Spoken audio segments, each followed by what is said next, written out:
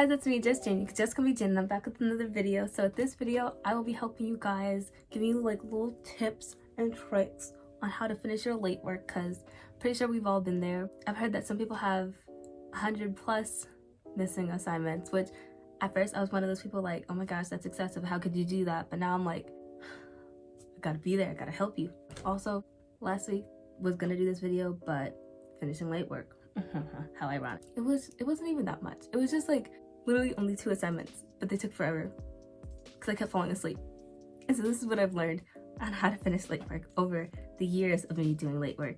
The very first thing that you should do is to write out all of your work, everything that you have to do, every single thing. If you have like I said, 100 plus, that is a lot, and it might stress you out to realize, oh my gosh, I have to do all of this by whatever deadline will they allow you to have late work be accepted.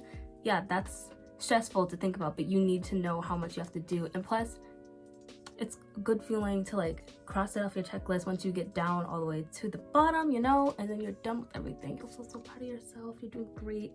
You're doing great. Oh yeah, and this is all preparation before you actually get to it. I also think that you should tell some people, as in let your teachers know that you're going to be completing your late work, so they don't like just give you like a 0 or missing or incomplete, or they could like put that in but let them know you're completing it right then and there, so they know, oh, don't finalize it, you know, like change it after they do it, you know, because they're trying. Make sure you let your teachers know, of course, but also if you live in a household with like a big family, I feel like you should also let your family know that you're going to be doing work, because if not, they're probably going to try to make plans to go places and you're going to be like, I can't go places because I have all of this to do. You kind of are stuck. But if you tell them in advance, then they're going to lessen the plans if there are plans to do something, or work around it so they make sure that you have the time to do what you need to do. You should also tell your friends, because sometimes your friends like to just text you out of nowhere when you're in the middle of something. All those texts in your face while you're trying to do your work, you're gonna get distracted by seeing all those texts. Whether your phone's next to you or not, you're just gonna like, yeah, it's just not good. So like let them know so they don't bother you in any way, shape, or form, you know, through any platforms. You need to set times with your work. When's a good time for you that you know that you can definitely sit down and do majority, if not all of it? Let's say weekends. Weekends are kind of an easy time. Yeah, you don't want to do work on weekends, but at the same time, you have so much time on the weekend, or you have no school, basically. Weekends, if you have a half day or something, you can do it at the end of the day because you have more time to do it. If you have a day where there's no school, just do it then, whenever you're free. Okay, now getting to actually doing the work. You need to prioritize your goals, as in be realistic. Like how I said, like if you have a high amount of assignments to do, you're not going to get through all of them in one day. I don't think that's really possible. I mean, like that's a lot depending on the assignments, because some of them could be like quick little assignments, or some of them could be like long assignments, so it depends. And let's say something's really quick, do that first. Do the quickest stuff first. You might want to get the big stuff out of the way, but crossing all that stuff off of your list first, you get a lot done, and then you realize that you don't have that many assignments left. Even if they take long periods of time to finish them, you have less to do.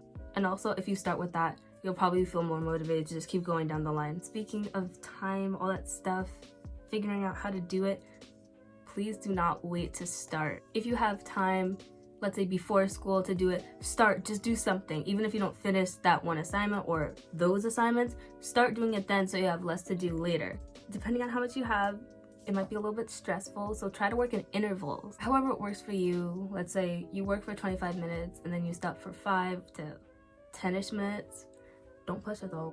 Just do what you can and make it like as small as possible so you don't feel like you're doing so much.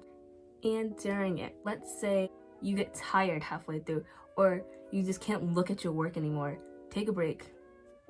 Take a break. Get up. Go to the bathroom. Get up. Just stare at a wall for a while. If you're feeling like, I can't look at this, I don't get it anymore, all the words are looking crazy, take a break. Because you're going to just stare at it, and then you're going to fall into this cycle like, oh my gosh, the time is passing by while I'm not doing anything. The time keeps going, oop, it's too late, time to go to sleep. And then you got nothing done. Doing that is not going to help you. You need to just take a break and not think about it.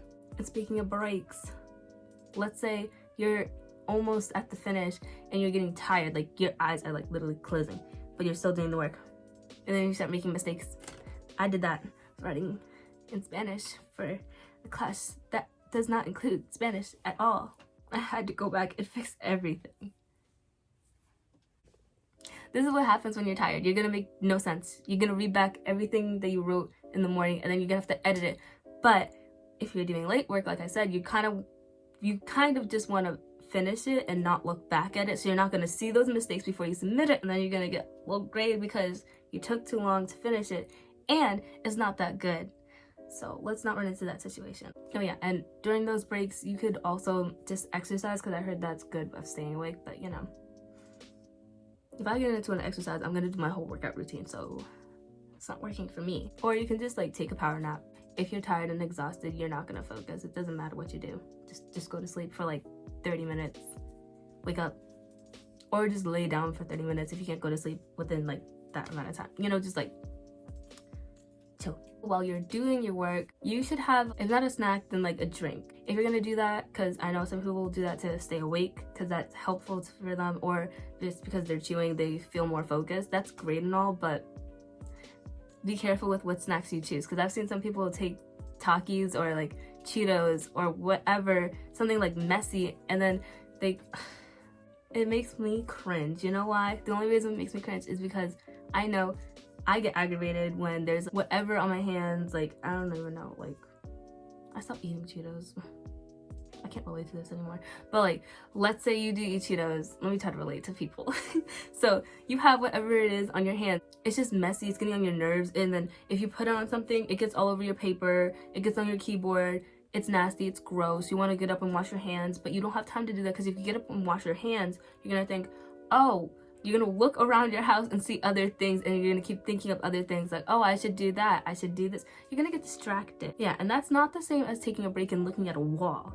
Looking at a wall, it's just a wall. You're not going to think of much. Just try to pick a neat or non-messy snack to have if you're going to eat during your work. Yeah, same thing goes with drinks. If you're going to pick, like, I don't know, orange juice, such a weird juice to name, just don't do that. Go with water. I know not a lot of people like water, and you're gonna get dehydrated, so water is a good option anyway. And lastly, don't worry about the outcome of doing all this late work. Let's say you only get 5 things done in a day of your late work, and it's only like really short assignments. That's okay. You tried, you did something. And anyone who doesn't see the effort that you're putting in needs to go, because you're doing great. I applaud you. You're doing wonderful. You're trying. You're making an effort to do this, because this is not easy to do. I feel like a lot of people don't get that, and the people that are in the same boat and say, oh, well, I finished it, so everyone else should be able to finish it. Yeah, it's great that you were able to finish that, but don't tear down someone else because of it. Everyone's dealing with this in different ways. No one's the same, and maybe we might have been in the same stages, but we're not all synced up like that. It's not a group of people who menstruate have period at the same time. Be supportive, even if like you don't completely understand, or if you're not in the same position. Like, seriously, just be supportive. That's literally all I have. Thank you guys so much for watching. Like, comment, subscribe. Follow my Instagram. Yeah, okay. Bye. Good luck on the work. You're doing great. I believe in you.